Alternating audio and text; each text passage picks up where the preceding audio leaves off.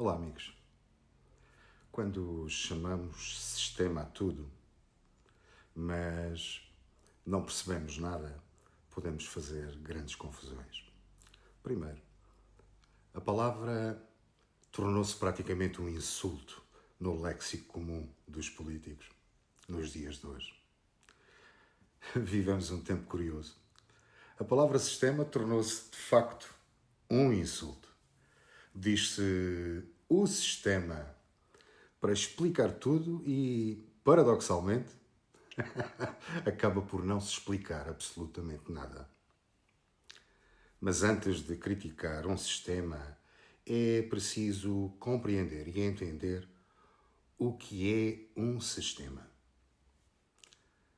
Um sistema é um conjunto organizado de elementos interdependentes que funcionam em relação uns com os outros, com regras, papéis e objetivos. Num sistema, nada funciona isoladamente. Se um elemento falha, todos vão ser afetados e todos sentem. O corpo humano é um sistema, o sistema mais perfeito. Uma cidade é um sistema. Uma democracia é um sistema. Amigos, todos os sistemas têm algo em comum. Eles não morrem apenas por colapso externo.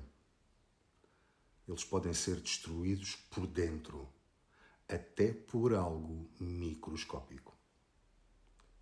Um vírus não destrói o corpo porque é grande.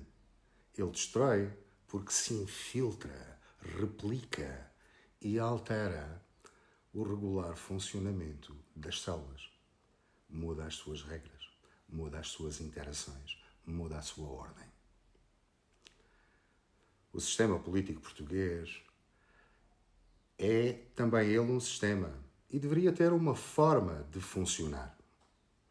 Portugal escolheu de uma forma clara viver numa democracia constitucional, num sistema semipresidencialista.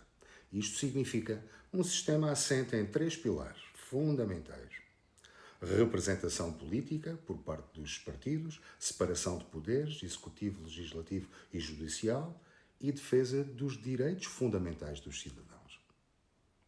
Este sistema está consagrado na nossa Constituição da República Portuguesa e operacionalizado através das instituições como as Assembleias, a Assembleia da República. E dentro deste sistema existe um elemento absolutamente fundamental e central, que são os partidos políticos. Os partidos não existem como fim para conquistar poder por si só. Não, eles existem para representar visões da sociedade, organizar propostas políticas e servir de ponte entre os cidadãos e o Estado. Quando funcionam bem, oxigenam a democracia. Quando falham, contaminam todo o ecossistema institucional. E há um vírus, que é o vírus do poder, que tem feito adoecer o sistema. O problema não é o sistema em si, porque o sistema funciona dentro das regras e das normas. O problema é quando os seus elementos centrais ficam infectados ou se deixam infectar. E esse vírus chama-se poder como fim. E representa-se com interesses próprios como prioridades. E autoproteção como instinto dominante.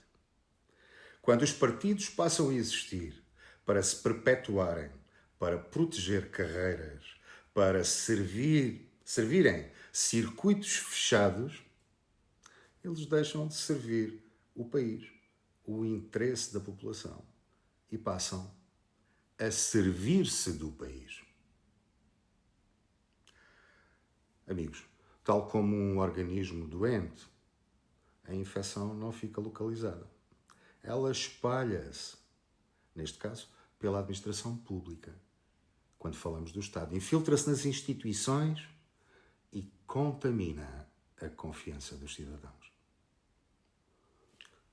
E quando as pessoas deixam de confiar, algo muito perigoso acontece. E então começam a manifestar-se sintomas.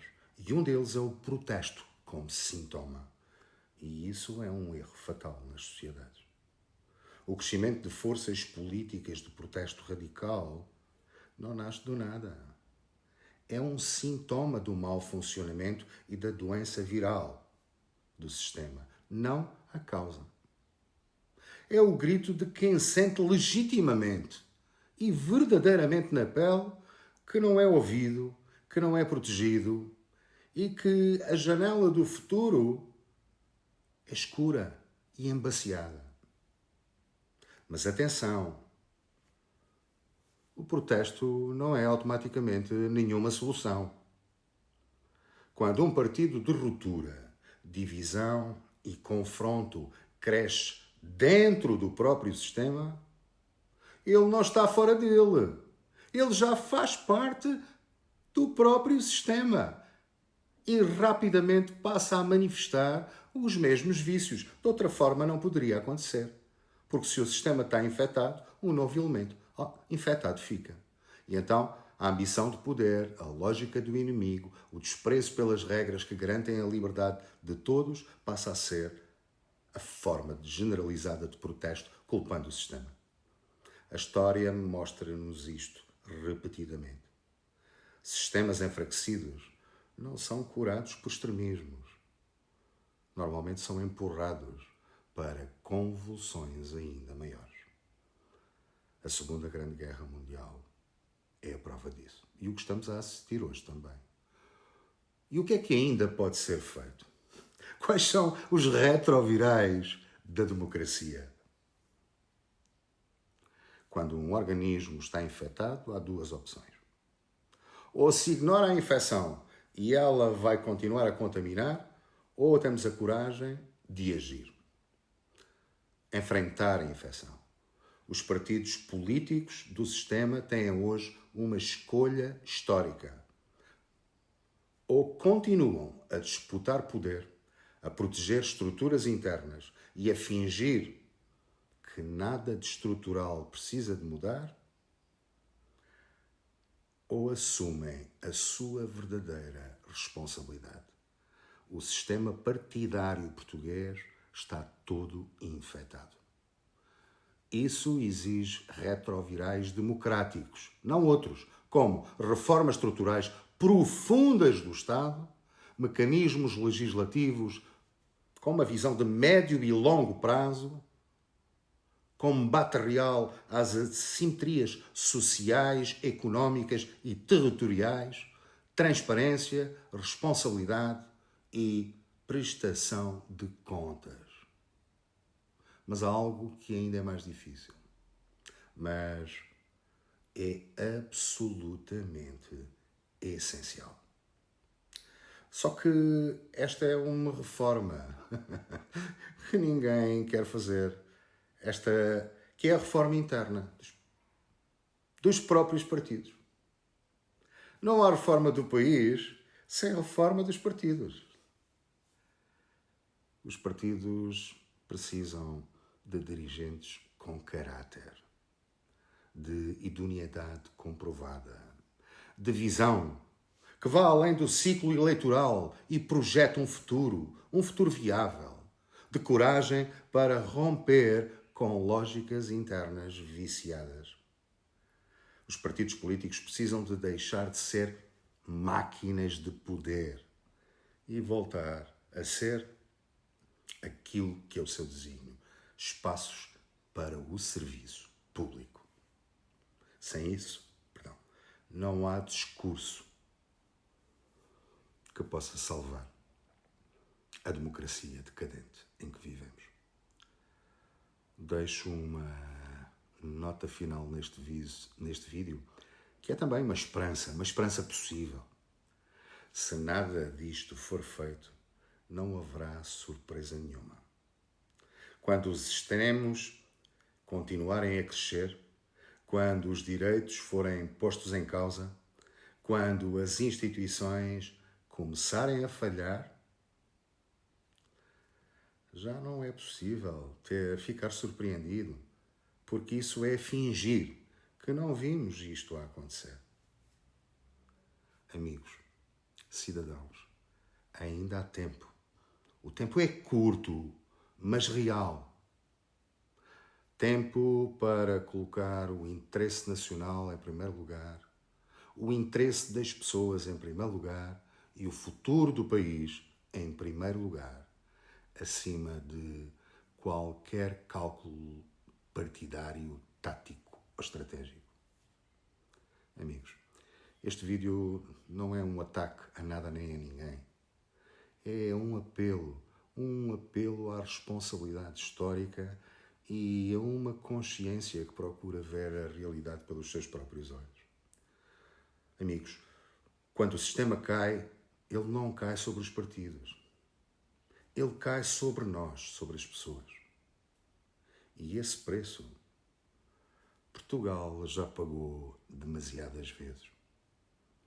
Há um curto espaço de tempo, muito reduzido, de 1 ano ou 2, para que os partidos políticos e o executivo deste país apresentem reformas palpáveis, que as pessoas sintam que há uma verdadeira mudança dos partidos. Caso isso não aconteça, meus caros, vamos ter um partido radical no poder dentro em breve. E depois não se queixem, porque não vai ser diferente daquilo que está a acontecer nos Estados Unidos da América, do que está a acontecer na Hungria. Espero que isso não nos venha a acontecer com esta eleição para o Presidente da República, que demonstrou realmente que as pessoas ainda têm uma réstia de esperança na democracia, que ainda querem acreditar que é possível algo mudar. Mas as pessoas estão cansadas, sentem-se desleixadas, sentem-se que o Estado se desleixou perante as necessidades delas, sentem-se abandonadas, conforme estas calamidades também o demonstram. Ou os partidos políticos se transformam, ou então realmente cataclismas maiores do que as intempéries vão chegar ao nosso país muito em breve. E nós precisamos de estar conscientes. Um grande abraço e até ao próximo vídeo.